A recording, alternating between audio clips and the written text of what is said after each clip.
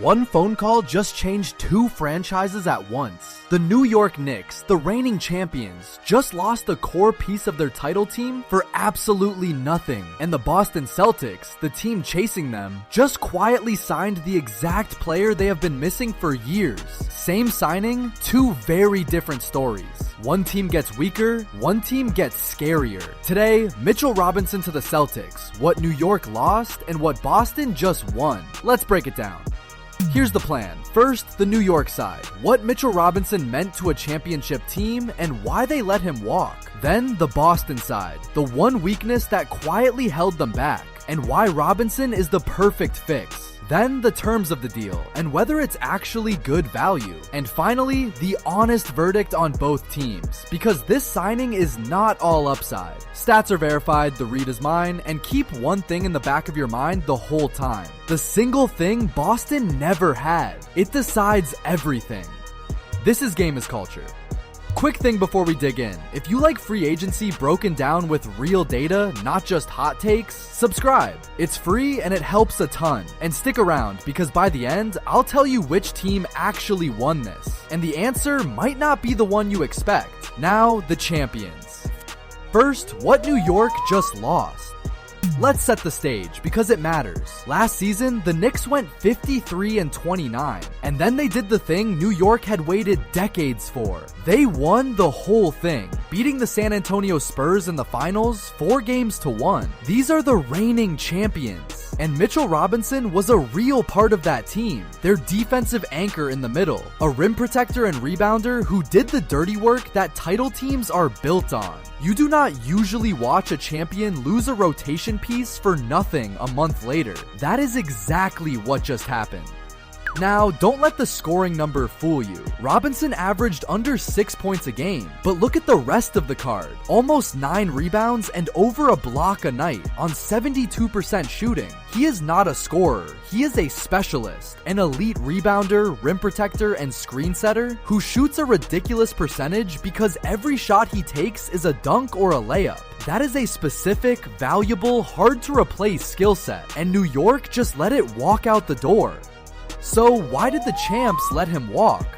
Here's my read, and I want to be clear, this part is analysis, not a report. Winning a title is expensive. When you pay your stars what a champion has to pay them, the cap sheet gets brutal, and every role player suddenly costs a luxury tax premium on top of their salary. Robinson is a defensive-minded center, coming off a season where he played 60 games, and Boston offered him real starter money. For a team already deep into the tax, matching that for a low-scoring specialist is a hard sell. So New York made a cold, championship math decision. They let a beloved role player chase a bigger role and a bigger check somewhere else. It happens to almost every champion. It still stings.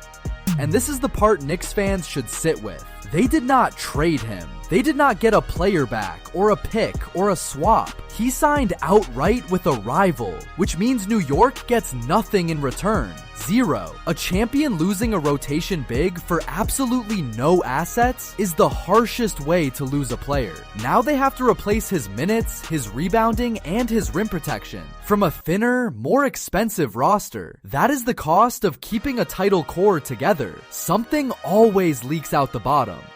Now flip it, the Boston side.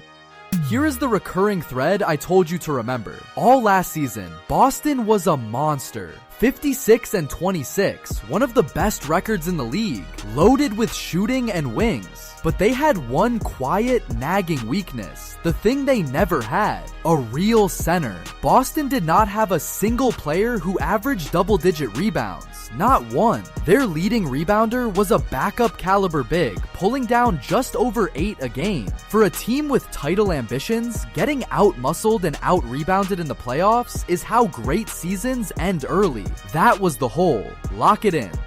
Look at Boston's rebounding last season and the problem jumps off the screen. Their leading rebounder grabbed about 8 a game, and after that, it fell off a cliff. A wing at under 7, a guard at 4, another big at 4? That is not a rebounding rotation. That is a group of good players nobody would call a true center. Now drop Mitchell Robinson into that chart at nearly 9 boards a game, and he instantly becomes their best rebounder the moment he signs. That is what filling a hole actually looks like.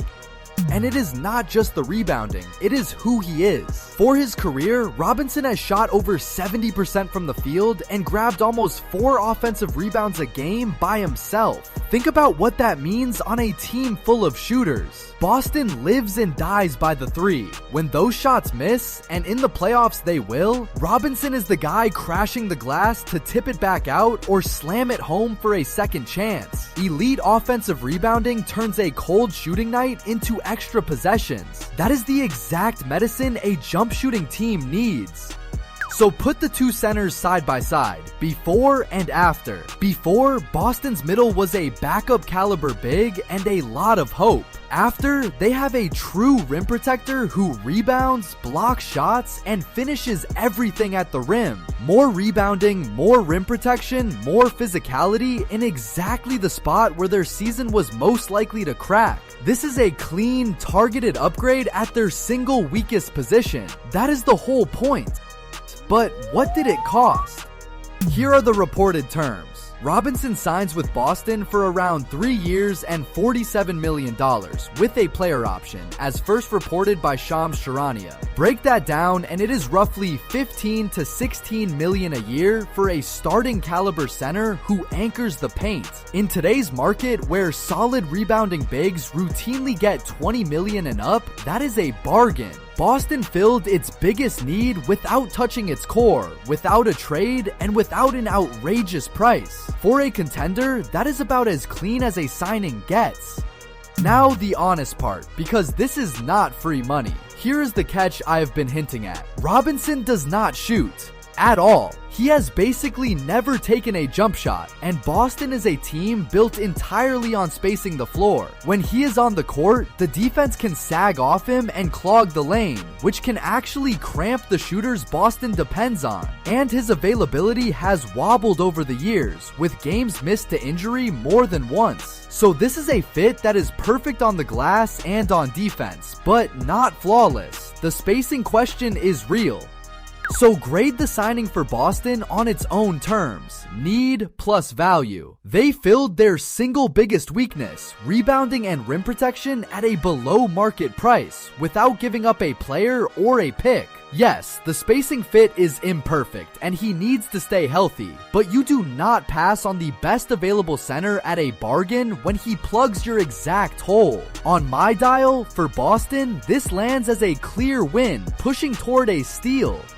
And that is what makes this one signing sting for New York and shine for Boston at the same time. The Knicks lose a champion, a real piece of a title team, for nothing, and now have to patch the middle on a tight budget. The Celtics lose nothing but money and fix the one thing that could have ended their season early. Same player, opposite outcomes. When a rival takes your role player and turns him into their missing piece, that is a double loss. New York does not just lose Robinson, they watch him go strengthen the team chasing them.